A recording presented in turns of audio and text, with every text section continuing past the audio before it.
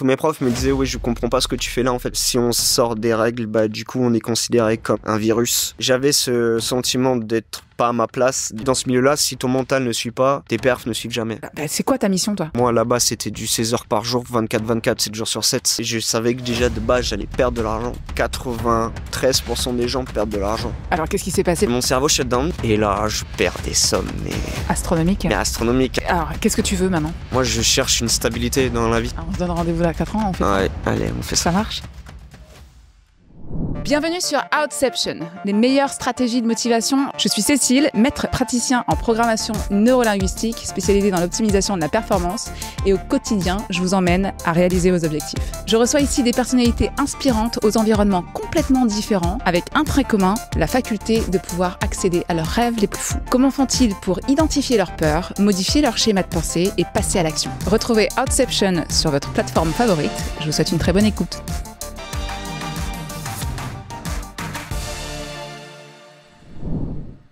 Bonjour et bienvenue dans ce nouvel épisode d'Outception, le podcast qui vous parle de stratégie de motivation. Et aujourd'hui, je reçois Quentin. Salut. Comment ça va, Quentin? Ça va. Un petit peu stressé, mais...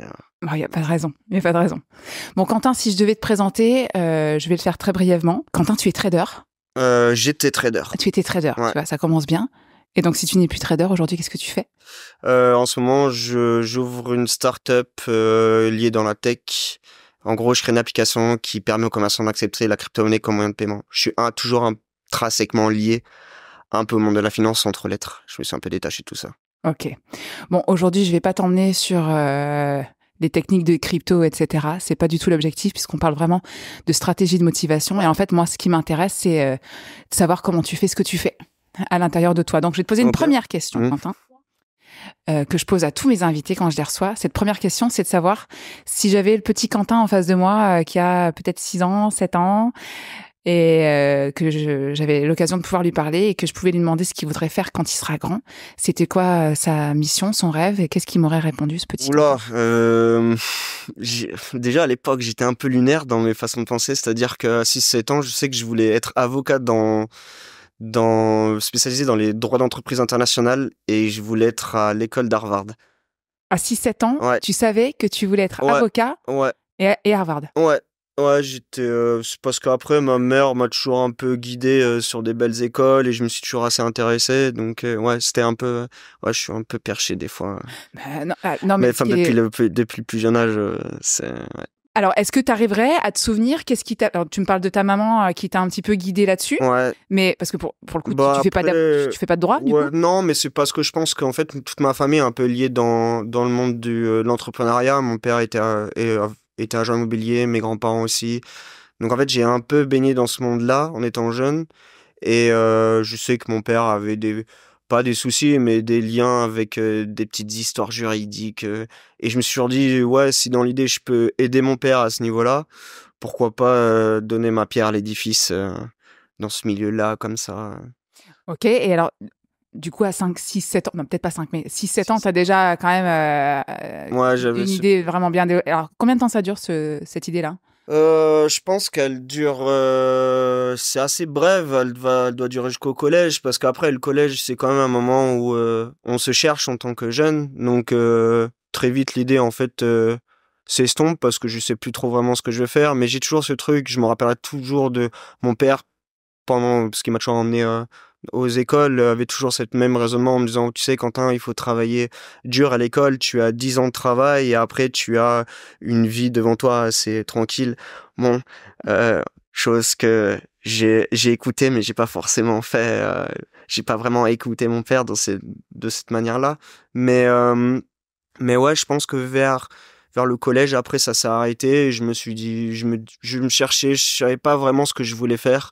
J'étais un peu, moi, je viens d'un milieu où, enfin, j'ai grandi dans une campagne, donc en fait, je savais que alors j'étais persuadé d'un truc, c'est que j'allais pas faire quelque chose de traditionnel, parce que je suis quelqu'un qui me lasse très vite. Donc j'avais ce truc de me dire, de toute façon, je trouverai quelque chose qui m'ira, mais qui sera un peu extravagant, mais que j'arriverai peut-être à pousser. Je te parle de ça du collège. Mhm. Et après, vers le lycée, bah, je rentre secteur basique, lycée général, qui se passe pas très bien. Seconde générale, après on me dit bon, toi t'es un peu, tu sors un peu trop des sentiers, donc bah tiens, on va un peu te mettre en filière professionnelle. Je dis ok. Et là en fait je cherche et mon père me guide encore, me dit écoute pourquoi pas être dans le milieu médical. Je dis ok, du coup infirmier après infirmier quoi. À la base je voulais être infirmier libéral. D'accord, donc tu arrives au lycée, tu veux être infirmier libéral. Ouais, c'est ça. Je fais tout le processus. Bon, j'ai fait un processus professionnel. C'était un nouveau bac qui venait de sortir à SSP. Ça s'appelait Aide et accompagnement soins et services à la personne. En gros, c'était fait pour les aides-soignants slash infirmiers. Bon, bah, j'ai mon bac norme, enfin, basique, quoi. Et après, je passe mes épreuves. Mhm.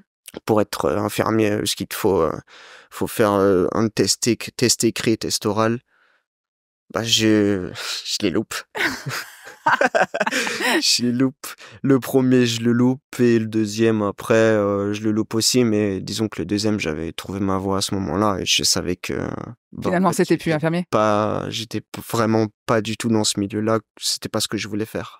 Alors, qu'est-ce qui s'est passé pour que ça re-switch encore comme ça? En fait, c'est juste, si tu veux, je rencontre quelqu'un, un locataire que mon père avait, parce que mon père avait une maison, moi j'avais un studio indépendant à côté, et en fait on s'entendait très bien. Il était chef cuistot pour des yachts de luxe, du coup le mec assez smart, très ouvert. Et je sais pas, un jour, je bois un café chez lui, je le vois sur un écran, un graphique, et je dis, D'accord. mec, c'est trop nice ce que tu fais. Mon kiff de faire ça en fait. Genre, j'aimerais trop comprendre ce milieu-là.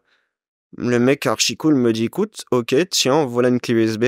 T'as toutes les formations que j'ai, qu'on m'a données pour une valeur de je sais plus combien, mais qui était énorme. Je te les donne gratuit. Par contre, une chose, c'est je veux pas que tu m'en parles.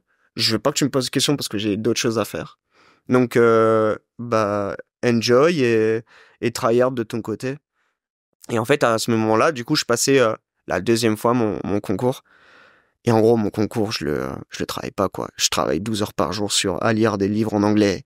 Ouais, sur faire autre chose que ton concours, quoi. Ouais, vraiment, c'était mon focus plan, c'était ça. Maintenant, il fallait que je savais que j'avais un truc dans ce milieu-là. Je voulais réussir à comprendre. Parce qu'en fait, Donc c'est la finance, là, du coup. ouais, c'est ça. C'est la finance et tout ce qui est lié à la finance, enfin, apprendre à comprendre des graphiques, comment est-ce que le monde fonctionne d'un point de vue macroéconomique, parce que t'as beaucoup l'aspect technique, mais t'as aussi la macroéconomie à apprendre. Et moi qui étais pas trop dans ce milieu-là, bah, je me suis dit, bah, ok, mais de toute façon, en vrai, je pense que c'est un schéma basique dans le sens où, genre, c'est quelque chose où ça paraît complexe, mais en fait, une fois que tu comprends comment ça tourne, bah, ça devient une logique particulière et voilà. Et bah, en fait, pour dire les choses librement, deuxième, bah du coup, je passe mon concours.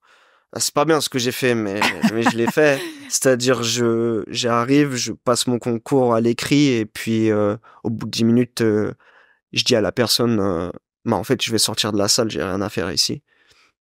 Et la personne est choquée, me dit vous êtes sûr? Je dis oui, oui, je sors et j'appelle mon père et je lui dis écoute, bah, je viens de louper encore mon deuxième concours. Et il me dit, comment ça? Parce que ça fait 10 minutes que t'es rentré. Je lui dis, ouais, mais non. Et je lui dis, écoute, laisse-moi un an. Je veux vraiment tester ça. Et écoute, il l'a très bien pris. Il m'a dit, tant que t'es indépendant et que tu fais ton truc, vas-y. Et puis on verra bien ce qui est fait demain. Parce qu'en fait, après, entre-temps, je sais que l'été, je travaillais beaucoup. Je faisais des saisons où je travaillais du 12-15 heures par jour. Du coup, je pense qu'ils voyaient que vraiment, j'essayais vraiment d'être indépendant de mon côté et de tryhard le truc pour pas l'embêter ou que je sois plus dépendant financièrement de lui. Donc il m'a dit, ouais, je te laisse le temps qu'il te faut et puis voilà. Mais le message, il est ultra fort en vrai, parce que en quelques minutes, tu nous expliques que finalement, quand t'étais petit, bon alors, t'es très option diversité, hein, on a l'impression que t'as envie que ça bouge, quoi. Ouais, c'est ça. Voilà, que ça change. Je suis quelqu'un qui me lasse énormément et très vite des choses si c'est trop monotone. Une fois que tu l'as compris, que tu l'as Ouais. maîtrisé, en fait, Ouais, next, il faut que ça te nourrisse, en fait. ouais, c'est ça. Ce besoin d'être nourri, d'un point de vue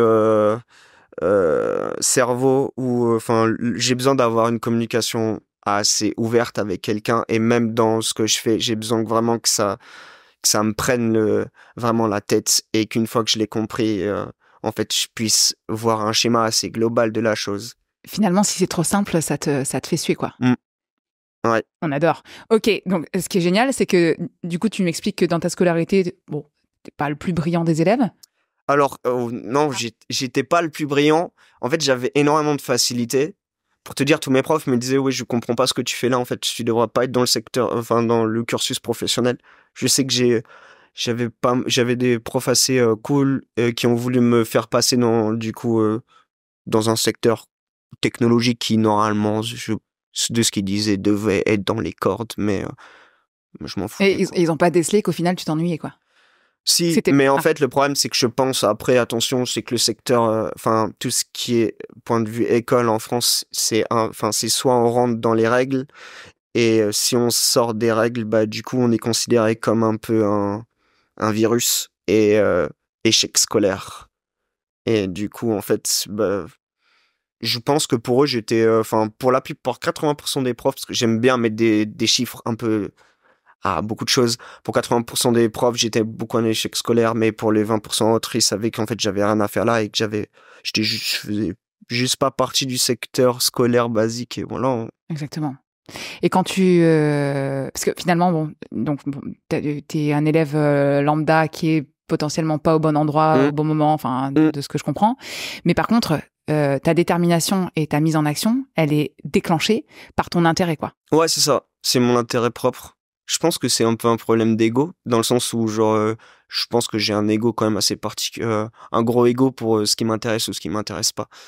Je peux être dur, je suis une personne très dure, c'est pour ça que je pense que j'ai réussi dans pas mal de choses, c'est parce que c'est soit blanc, soit noir, moi, dans la vie. Donc c'est soit quelque chose m'intéresse et je m'y mets à bloc, soit ça m'intéresse pas, et en fait j'arrive à être un je m'en foutiste comme... c'est insoutenable pour les gens, quoi. Ça peut être difficile à T'en as conscience, du coup. Ouais, non, mais complètement. Après, chaque personne a des qualités et des défauts, et je pense que le plus important, c'est d'être conscient de ses qualités comme ses défauts. Mais ouais, ça, c'en est une. Alors, ce qui te fait vibrer dans l'apprentissage, c'est que c'est soit compliqué, c'est ce que tu me dis? Ouais, c'est ça. Il faut que ça te torture l'esprit, quoi. C'est ça. Moi, il faut que ça me torture, il me faut vraiment que je me dise... En fait, j'aime bien les choses qu'on dit généralement dites impossibles d'y arriver. Je me dis, bah, pourquoi pas moi, en fait, pourquoi j'y arriverais pas? Chose tout bête, mais faut savoir que dans la finance, quand tu commences, les chiffres, c'est 93% des gens perdent de l'argent. Donc, en fait, bah, ouais, je savais que déjà, de base, j'allais perdre de l'argent. Et, mais je me suis pas arrêté à ça. Je me suis dit, non, je veux réussir à comprendre pourquoi est-ce que 93% des gens perdent de l'argent, et me dire, je vais y arriver, en fait. Pourquoi pas moi? Ouais, donc ta motivation, t'es vraiment sur un système de croyance très très fort, c'est-à-dire que t'es dirigé, si j'essaie de lire un peu dans tes pensées. Ouais. T'es dirigé par cette croyance que finalement, en fait, tu peux être l'anomalie ou le virus, comme tu dis, Ouais. qui fait que tu vas arriver à montrer que c'est possible. Ouais, je pense que c'est ça. Et tu vois, bon, on en parlera peut-être après, mais quand j'ai réussi, j'aime pas trop dire ce mot-là, mais quand tout marchait bien pour moi, j'avais ce sentiment d'être pas à ma place, du coup. Je sais plus comment on appelle ça, tu sais, quand les personnes... Syndrome de l'imposteur. Le syndrome de l'imposteur, je l'avais exactement, parce que du coup, je me disais, bah, pourquoi moi, en fait? Mais ouais, j'ai ce truc de l'imposteur. Mais ouais, le truc de la détermination, je pense que c'est... En fait, je t'emmène là parce que quand tu racontais ton bout d'histoire à toi, Ouais. en fait, ça m'a fait penser à une histoire que du coup je vais te raconter vite fait, Dis-moi. et qui est basée sur le système de croyance. Okay. Et c'est quelque chose que j'aime bien manifester des fois quand j'accompagne les gens ou quand j'interviens en entreprise, peu importe. En fait, c'est pour dire que notre système de croyance, il régit vraiment notre système de valeurs, nos comportements, notre stratégie, notre mise en action. Un jour, dans une classe, donc j'ai plus la référence, j'en suis désolée, je la mettrai si je la retrouve, mais c'est un prof de maths donc qui fait sa classe, et t'as un élève qui s'endort. Ok. Donc, et le prof fait son truc et il met des exercices de maths et à la fin, il en reste 2 d'exercices. Le petit garçon se réveille et en fait, sur le tableau, il voit les 2 exercices. Il sait pas trop ce qui se passe, mais il se dit que probablement, c'est les devoirs pour demain, quoi. Ouais. Tu vois? Donc, du coup, il rentre à la maison et puis il se met sur son exercice de maths. Et il y passe des heures. Il y passe presque la nuit entière. Et le lendemain, donc il réussit un, mais pas l'autre. Ok. Il y en a un qui finit par résoudre, mais pas l'autre. Okay. Et il rentre, donc le lendemain, hop, il retourne en classe. Et en fait, il n'y a pas de correction des exercices de maths. Donc il comprend pas. Donc il pose la question, excusez-moi, je comprends pas parce que... Enfin bon, bref, moi j'ai réussi à résoudre telle énigme. Et en fait, l'idée, c'est que le prof de maths, il était en train d'expliquer que ces 2 équations-là étaient à ce jour. Ok, j'ai compris. Voilà, qu'on ne pouvait pas les résoudre. Mais comme lui, il n'avait pas cette croyance-là que ce n'était pas possible, lui, le champ des possibles est ouvert. Donc, comme il ne sait pas et qu'il ne croit pas que c'est pas possible, il y va et il le fait. Ouais, je pense que c'est beau ce que tu dis parce que il y a une part de vérité dans le sens où je pense que c'est l'inconscience de quelqu'un qui fait la réussite de celle-ci. C'est-à-dire que, genre, dans beaucoup de secteurs d'activité, il faut pas se dire non, c'est pas possible. Faut juste être inconscient de la chose, dans le sens où je pense que pour beaucoup, ça doit être le secteur, du coup, j'imagine, de l'école qui fait ça. Le fait de cadrer quelqu'un et de dire, voilà, alors les limites sont celles-ci. Quand vous allez sortir de l'école, vous allez être comme ça. Votre vie est déjà paramétrée. Vous allez gagner tant, faire ça. Ta vie, ça va être un schéma basique, entre guillemets, dans le sens où tu sors et que tu manges, tu fais ton crédit, tu crées une famille et voilà, t'as fini ta vie.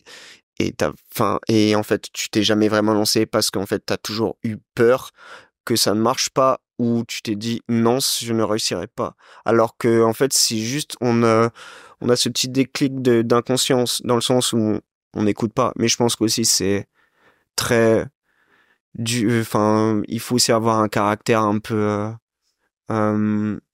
spécial où je sais que j'avais déjà été avec j'ai déjà parlé avec des psychologues un peu et ils me disaient que à titre personnel j'avais un peu le truc les personnes qui sont malades mentalement alors quel type de pathologie? Non, parce que j'ai schizophrène en tête mais ça l'est clairement pas, mais tu sais c'est les personnes ultra intelligentes qui sont un peu dans leur monde. Autistes? Ouais, les autistes. Je pense que de toute façon, pour moi, regarde des personnes comme Elon Musk ont beaucoup de parts d'autistes. Hein. Enfin, il faut avoir un petit peu une part d'autiste et être dans son monde pour réussir. Alors, tu veux dire être dans son monde ou avoir une certaine vision du monde? Alors attention, parce que tu peux être dans ton monde et avoir une vision du monde. Aussi. Genre. Voilà, notre débat va devenir philosophique, on adore. Oui. Ok. Non mais. Mais oui, en fait, je pense que tu ne peux pas. Avoir un schéma pour te dire je vais réussir, c'est pas forcément la meilleure des solutions.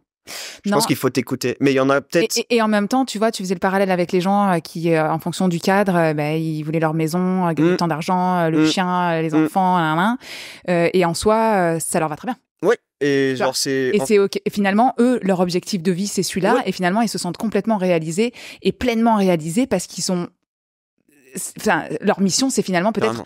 juste prendre soin d'eux et des autres et basta. Alors que toi, finalement, ou d'autres personnes, il y a quelque chose de plus grand, de plus fort. Il y a une petite moue. C'est quoi ta mission, toi? Ma mission dans la vie? Ouais. Tu vois ce que je veux dire quand je te parle de mission? Ouais. En fait, j'en ai pas vraiment. Je suis guidé, je m'auto-guide en autopilote. C'est-à-dire que là, j'ai un objectif de vie qui est bien... dites dans ma tête, donc genre je sais que j'ai eu un premier échec et je pense que l'échec est ultra important dans la vie en termes de il faut se vautrer et être plus bas que terre pour se rendre compte que en fait on peut être beaucoup plus fort qu'on l'était et apprendre des expériences. C'est difficile à dire parce que c'est surtout difficile à le comprendre quand on est au plus bas, mais c'est vraiment ultra important, je pense, que d'avoir des échecs. Et là, mon objectif dans la vie, en fait, ça serait je dirais juste accompagner mon père et le guider comme il m'a guidé jusqu'au bout. Parce que lui, il a été là au début et moi, je serai là à la fin. C'est beau. Alors, est-ce qu'on peut revenir un petit peu sur cette phase d'échec, si tu veux bien? Ouais, bien sûr. Alors, avant d'arriver à l'échec, finalement, du coup, tu te mets en mode apprentissage à fond. Mm. Donc, tu flingues des formations. Je flingue des formations, je perds de l'argent parce que tu testes. parce que je teste T'essayes. et que en fait, quand je vois énormément de choses sur les réseaux et 90% des choses qu'on voit, c'est du bullshit. Ce qu'il faut qu'on se le dise, les chiffres qu'on voit, c'est du bullshit. À partir du moment où quelqu'un fait une formation, c'est du bullshit. Enfin, je les ai vus, j'en ai vu des tonnes et des tonnes en ayant habité à l'étranger. C'est bullshit, bullshit, bullshit. Déjà, ce qu'il faut se dire dans une logique, c'est pourquoi est-ce qu'on vendrait une formation si notre formation marche? Il y a pas de, ça n'existe pas, l'algorithme parfait, les robots n'existent pas. Ça peut exister, mais disons que c'est une élite très précise de fonds d'investissement privés mondiaux qui pèsent des multimilliards et qui du coup mettent des millions et des millions d'euros sur des recherches scientifiques algorithmiques pour réussir à trouver la solution qui au final ne trouve pas. Mais c'est pas Pierre-Paul Jacques qu'on voit sur les réseaux sociaux qui te dit ouais, j'ai un robot de trading que ça va changer. Donc ouais, du coup là j'ai perdu le fil. Mais c'était vachement intéressant quand même.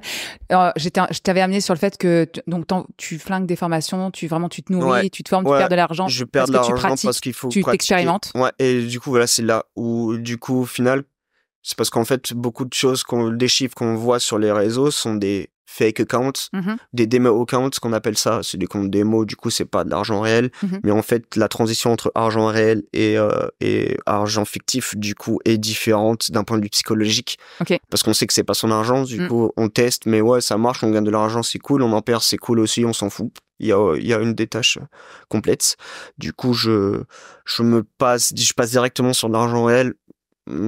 Je perds beaucoup, beaucoup, beaucoup. Je perds continuellement pendant longtemps. Mais je tryhard quand même. Je me dis, Mais tu t'en sors quand même, du coup. non, je perds. Ah, tu perds. Là, t'es Ouais. en mode perte. Ok. Ouais, je perds. Mais tu continues. Je continue. Je me dis, ok, c'est pas grave.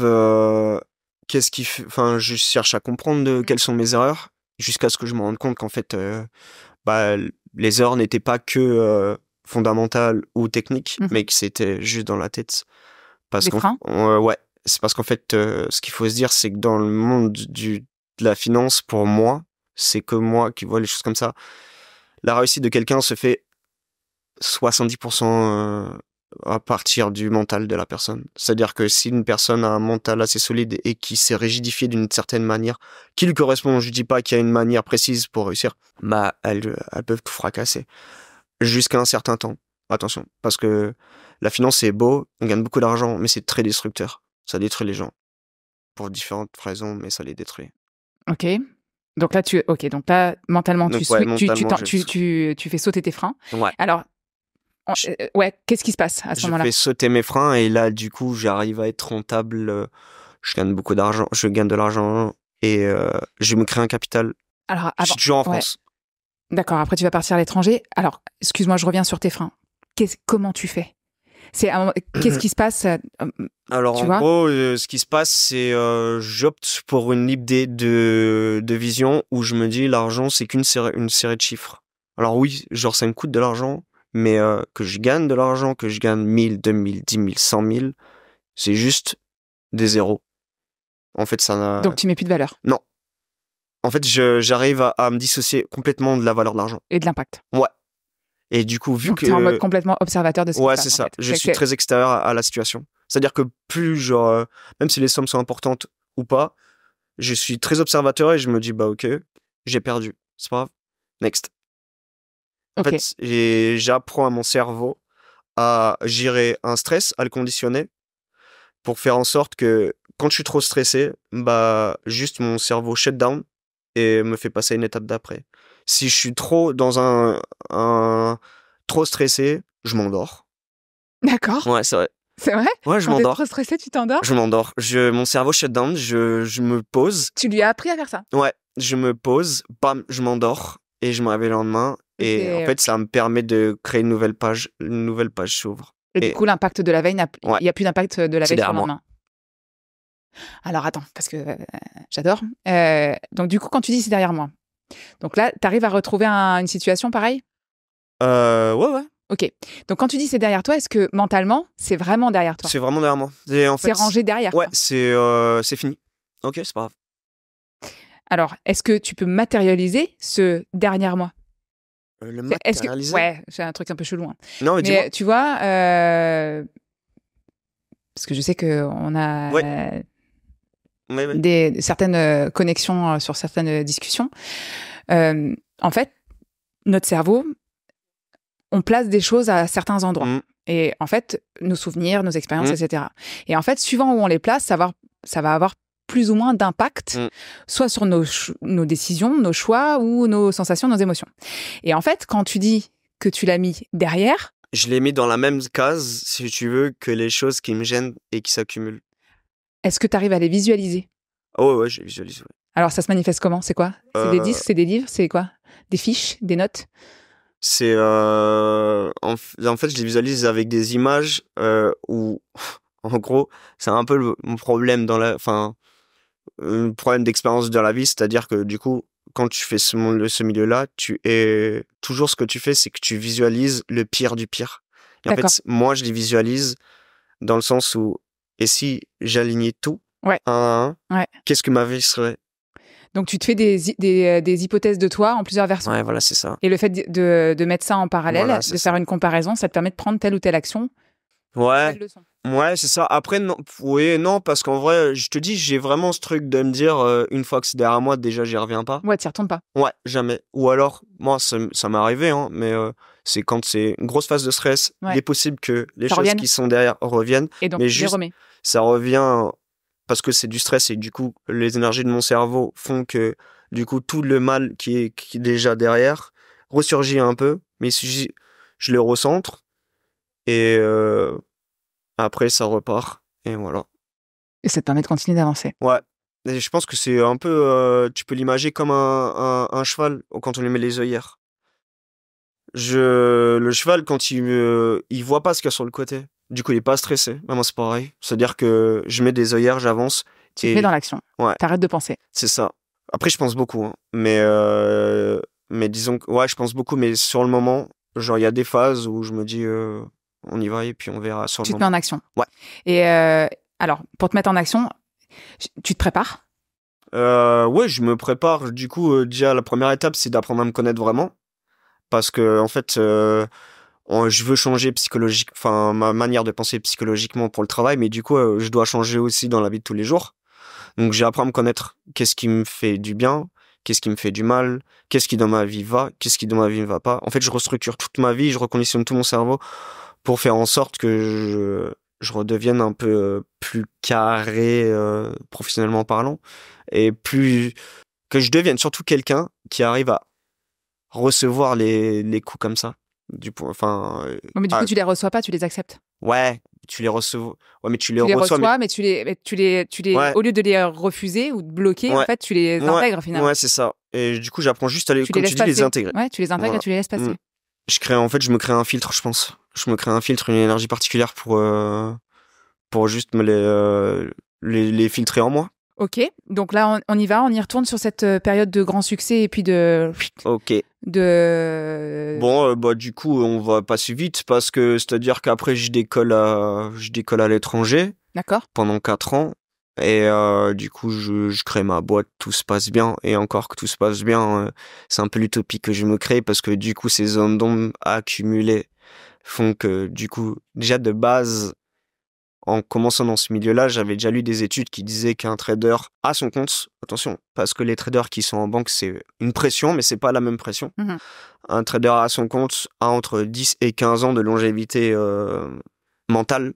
Dans le sens où il arrive au bout de 15 ans, normalement, c'est... Épuisement mental, ouais. Et le problème, c'est que je suis quelqu'un qui, comme je t'ai dit dès le début, je pense beaucoup et c'est soit tout, soit rien. Donc en fait, j'ai aucune limite. Moi, là-bas, c'était du 16 heures par jour, 24-24, 7 jours sur 7. Je voyais tellement d'opportunités qui se créent que du coup, c'est un peu l'idée pour l'image, c'est un peu l'image du loup de Wall Street sans trop l'être, c'est-à-dire qu'en fait, il y a trop de choses qui se passent. On est là où on doit être. Je le savais que j'étais là où je devais être, mais il y a trop de choses qui se passaient. Et en fait, je voulais tout avoir. Je parle même pas en termes d'argent, mais je parle en termes d'opportunités. En fait, le fait de là où j'ai habité, ce qui était beau, c'était l'ouverture d'esprit des gens. C'est-à-dire que je pouvais parler à une personne qui avait une société, une licorne. C'est des boîtes qui sont évaluées à plus d'1 milliard d'euros de CA. Je lui parlais comme si on se connaissait depuis 10 ans parce que le mec était ultra open. Et en fait... C'était où, tu peux dire? À Dubaï. Dubaï. Et après, du coup, à force de me faire des contacts un peu... ouais, je dors de moins en moins, mais je vis un peu ce truc qu'en fait, je m'étais imagé pendant des années auparavant, où je me suis toujours dit... pour en revenir sur la revisualisation, le nombre de fois que j'ai visualisé d'être là où j'étais, c'est incroyable de vivre ça. Franchement, c'est incroyable. Alors, ce que tu es en train de me dire, c'est que tu l'as programmé. Ouais, parce que du coup, ça fait partie de la détermination de se dire je veux arriver à là, je veux faire ça. Et en fait, je l'avais vraiment programmé au point où j'étais, mais vraiment, c'était... ouais, on parle pas de médiumnité, là, on parle de programmation. Ouais, c'est ça. Et ça démarre quand, cette programmation? Elle démarre dès day one quand je commence le truc, hein. Quand je commence à apprendre, je me dis ok, je vais partir à l'étranger et je veux vivre de ça. Et donc tu te visualises, tu t'imagines en train d'être cette personne-là, cet autre Quentin? Ouais, pas cet autre Quentin. Alors ce Quentin du futur, quoi. Ouais, c'est ça. Ce toi de là-bas. Ouais, c'est ça. Genre, je me visualisais le succès dans la réussite que j'avais, de compréhension des choses. C'est comme ça que je me voyais. Ouais, donc tu l'imagines vraiment, c'est tout ce qu'il a obtenu, tout ce qu'il sait faire, et comment il l'a mis en place, et tout ce que ça représente pour lui. Ouais. Alors, et ça, tu le fais tout le temps? Ouais, je le fais tout le temps, et je pense que je le fais assez quotidiennement. Tu le fais encore? Ouais, je le fais encore. Parce que je trouve que c'est super important, et ça, je l'ai lu aussi dans des livres où les personnes expliquaient que c'est ultra important la visualisation et le fait de se voir dans une position qu'on n'est pas. Au moins, en fait, tu conditionnes ton cerveau et ton énergie à accepter le fait que tu es capable à force de te le répéter. Et en fait, au bout d'un moment, ton cerveau est conditionné comme si tu te l'étais intégré, et ça fait partie. Cette visualisation devient une idée qui, du coup, t'est appropriée. Et en fait, Et s'incarne même physiquement dans ton corps, quoi. Ouais, c'est ça. Parce que tu le sens physiquement. Ouais, c'est ça. Tu sais que tu peux y arriver. Ouais, après, et puis tu le ressens. Ouais, après, tu peux ne pas y arriver, hein, c'est possible. Mais même si tu n'y arrives pas... Ok, tu peux ne pas y arriver, quoi. Il peut y avoir un truc au milieu du plan qui fait que... Ouais, tu peux... Ou entre A et B, disons qu'il y a quelque chose qui fait que... moi, il y aurait eu tellement de choses qui auraient pu faire que j'y arrive pas. Exploser, ouais. Ouais, j'aurais pu, au bout d'un moment, exploser mentalement parlant avant que ça pète, et puis ne jamais Mais c'est pas arrivé. Mais c'est pas arrivé. Mais en fait, comme je te disais, je suis vachement dans l'analyse des risques, et du coup, je me dis quand même que c'est quelque chose qui aurait pu arriver. Donc, et c'est quand même quelque chose que même aujourd'hui, je visualise maintenant. Parce qu'avant, le risque de... Avant, je visualisais l'avenir dans le sens où je me disais la réussite est comptée. Maintenant, je visualise le risque en même temps que la finalité. Mais c'est une faculté d'adaptation en fait. Ouais, je pense que c'est... D'adaptabilité peut-être. Je pense que c'est la maturité aussi que tu gagnes, parce qu'avec l'âge où tu te dis, en fait, il n'y a pas que la réussite qu'il faut voir, mais aussi les risques qui sont encourus. C'est ultra important. Donc là, tu es à Dubaï, tu cartonnes, tu travailles à fond. Je fais des gains records, j'aide des entreprises à fusionner, je fais énormément de choses, et là j'ai les premiers signes que mon cerveau, je commence à... ça commence un peu à claquer, et en fait les premiers signes ils sont simples, c'est si tu veux, genre moi ma vie elle était rythmée par semaine. Alors, le lundi, le dimanche ma semaine était finie. Mais le lundi, je savais pas de quoi était fait ma semaine d'après. C'est-à-dire que je pouvais gagner de l'argent comme en perdre, mais après, d'un autre côté, je devais aussi gérer des gros, des contrats avec des sociétés. J'avais pas mal de trucs. Et en fait, c'est le stress constant de pas savoir ce qui est fait demain, et de l'instabilité. Mais quand t'es jeune, parce que j'étais quand même assez jeune, du coup ça me convenait, mais au bout d'un moment le cerveau craque. Et donc t'arrêtes tout? Qu'est-ce qui se passe? Alors non, vu que je suis un peu bête, comme je suis un peu trop déterminé dans la vie, c'est-à-dire que j'ai un peu du mal à me remettre en question sur certains points, même si je chante beaucoup, je le fais, mais par rapport à ça, je suis un peu trop déterminé. J'ai les premiers signes où je sens que mon cerveau me dit t'es fatigué. Tu t'arrêtes pas? Mois de février, mars, ouais, c'est mois de juin. Le premier mois de juin, avant que je fasse un burn-out, du coup mon cerveau me dit ouais t'es fatigué, il faut que tu rentres. Faut que tu rentres en France. Je rentre en France, je vais voir des amis et tout. Je me ressource un peu. Je me ressource, mais je sens que je suis un peu fatigué et puis que même dans mes perfs au travail, Ça suit pas. Je commence à un peu avoir un down et tout. T'es moins focus. Je reviens en septembre à Dubaï et en fait, je vois que la fatigue, elle passe pas trop. Mais bon, j'y vais quand même. Je me dis c'est pas grave, allez, tu sais, c'est rien. C'est juste une fatigue mentale, mais ça va aller. Mais du coup, je me refocalise. Et à partir de là, c'est un peu l'hécatombe, quoi. Ouais. C'est-à-dire que je dors plus, je suis stressé, mais j'ai du mal. Mon corps, en fait, rejette tout le stress que normalement j'ai conditionné et que j'ai gardé en moi. Genre petit à petit, tout ressort. Et en fait, c'est toute la patate que j'avais en moi s'évacue et tout explose comme un feu d'artifice. Je mange plus. Je bois peut-être 15 cafés par jour. Je tourne au café Red Bull pour rester éveillé. Pour tenir, ouais. J'ai des obligations énormes. Enfin, je commence à crouler dans la pression. Je la vis très très mal. Et je me dis, bon allez, ok, shut down. Je pars, je prends 10 jours. Et je prends des vacances un peu. Je reprends des vacances et je vois que ça change pas.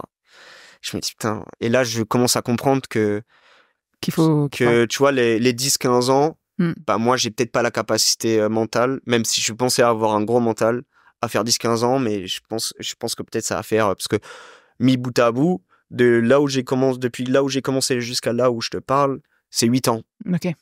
Mais c'est 8 ans, mais les 8 ans, c'est pas les 8 ans que j'espère. 8 ans, ouais, ok. Et en fait, je tiens comme ça jusqu'à juin de l'année d'après. Du coup, là, je suis une larve, mais une larve. C'est mon cerveau m'a abandonné. Je vais voir quand même un psychiatre une machine, à Dubaï pour me faire pour comprendre ce que j'ai, même si je savais que j'étais en plein burn-out et que j'avais plus aucun contrôle. Le mec me dit ouais, t'es en plein burn-out, il faut que t'arrêtes, il faut que tu prennes du repos et tout. Je rentre du coup voir mes amis. J'ai la femme de mon meilleur ami, qui est une bonne amie à moi, qui est infirmière, qui me voit dans un état où elle me dit non, ça va pas. Mais moi, vu que je suis pas trop quelqu'un qui parle de ce que je ressens, ça se voit beaucoup sur ma tête pour les gens qui me connaissent. Et en fait, du coup, je repars jamais. Mais la chose la plus folle, c'est qu'en partant de Dubaï, je savais que tu reviendrais pas. Non, je savais. Je savais dans l'avion que c'était la dernière fois que je... En tout cas, à ce moment-là. Ouais, à ce moment-là, mais même maintenant, aujourd'hui, je ne veux pas y retourner. Tu veux plus retourner? Non, que j'étais à Dubaï, c'est la dernière fois. Donc là, c'est repos? Tu te reposes? C'est repos forcé pendant... Et encore repos, non, parce que du coup, je continue à travailler de là-bas. Je continue, mais en fait, là, c'est là où... Sur un rythme différent? Ouais, mais la boule infernale est énorme, parce que ça veut dire que, en fait, dans ce milieu-là, si ton mental ne suit pas, tes perfs ne suivent jamais. Surtout moi, dans mon cas précis, comme j'étais conditionné, je savais que, en fait, toutes mes prises de décision étaient à l'ouest complet c'est comme si, du jour au lendemain, mon cerveau n'arrivait plus à analyser quoi que ce soit. Macroéconomie, juste aspect technique, je comprenais plus rien. Et là, je perds des sommes, mais... Astronomique. Mais astronomique, hein. Je pense que moi, je suis très ouvert à ce niveau-là, mais c'est du 100 000 euros par semaine que je perds. Ça fait beaucoup. Ouais. Ouais, bon, après, comme je te dis, c'était assez détaché, donc j'étais là en mode, je perds 100 000, 100 000, 100 000, 100 000, 100 000. Et en fait, l'élément déclencheur, c'est mon meilleur ami parce qu'en fait, j'avais repris une safe place dans sa chambre, enfin, dans une des chambres qu'il me prêtait. Je ne sortais pas. Et dans une grotte, je m'étais mis dans une grotte où il fallait que je trouve une solution avec moi-même. Je sortais pas. Et un jour, il rentre, il me dit, Quentin, ce soir, on mange ensemble. T'es obligé, on mange ensemble. Je dis, ok. Et en fait, je fonds en larmes parce que tu craques. Je craque parce que c'est dur à encaisser, même pour mes amis. En fait, ce qui est dur à encaisser, c'est de se dire, pour beaucoup, ok, Quentin, il a l'image de la personne qui a réussi. Il est intouchable. Sa vie est faite.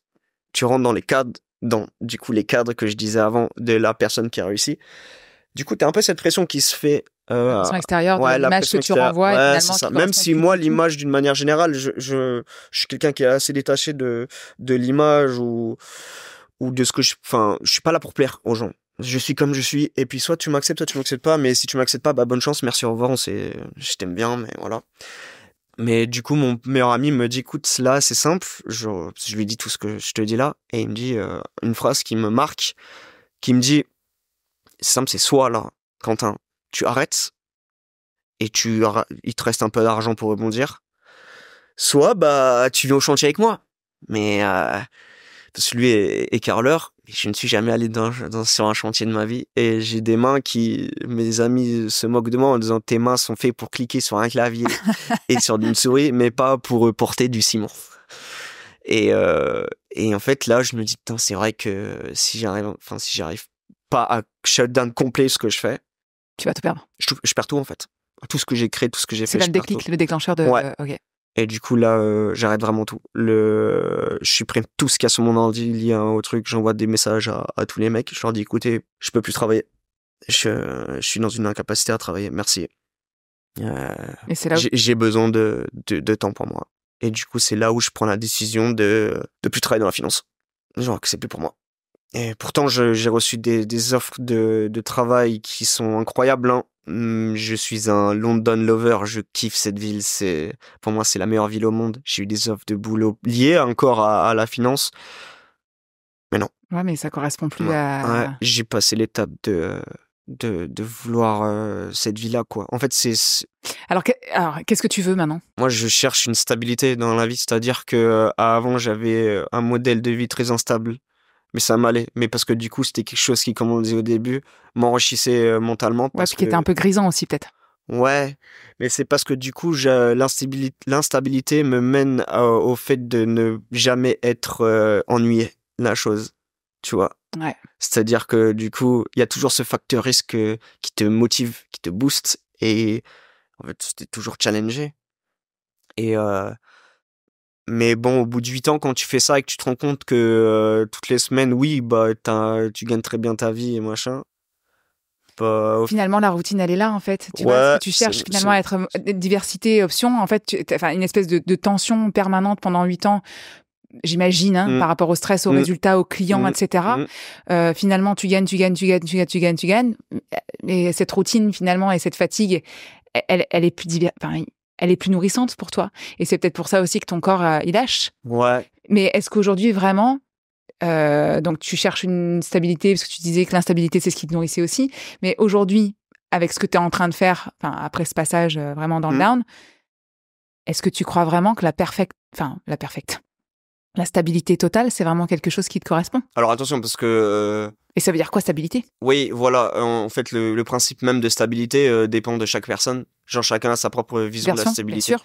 Mais je cherche pas non plus... c'est-à-dire que je ne crée pas non plus une boîte assez standard. Donc finalement, ta motivation à toi, ta stratégie de motivation, c'est vraiment d'aller chercher quelque chose, qui te nourrit toi, intellectuellement, et qui peut apparaître comme quelque chose qui n'était pas envisageable pour une grande partie.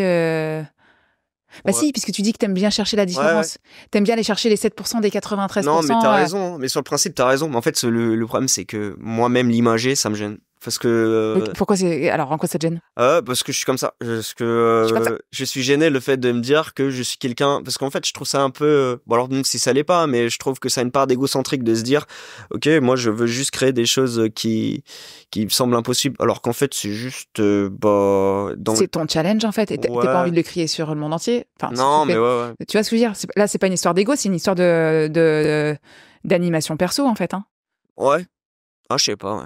Peut-être. Tu le fais pour toi, tu le fais pour les autres? Non, je le fais pour moi. Mais en fait, le fait de parler de moi-même, je pense que c'est un problème d'ego. Pour moi. Dans le sens où genre... le fait que je te le fasse verbaliser là, en fait, c'est... Okay, c'est là où, en fait, je peux être mal à l'aise par rapport à ce genre de situation. Ne le sois pas. Non, t'inquiète, ça va. Ok. Bon, Quentin, on va arriver à la fin de cet échange. Okay. Même si je pourrais parler avec toi des heures. Peut-être une autre fois. Ouais, bien sûr, pas de souci. Quentin. Quel âge as-tu, Quentin? J'ai 29 ans. T'as 29 ans, Quentin.